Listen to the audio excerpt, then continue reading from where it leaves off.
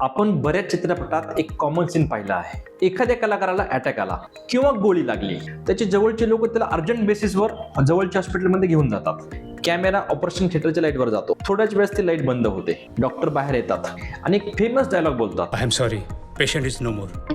काश आप लोगों ने मुझे इथे एक पहले. प्रश्न पडतो, त्या व्यक्तीला जाण्याचे मुख्य कारण कोणते? तो आजार, तो अपघात की उशिरा पोहोचणे? मुख्य कारण होते उशिरा पोहोचणे. कारण थोड्या वेळापूर्वीपर्यंत बहुतेक ती व्यक्ती श्वास देखील घेत होती. यातून एक शिकण्यासारखं आहे.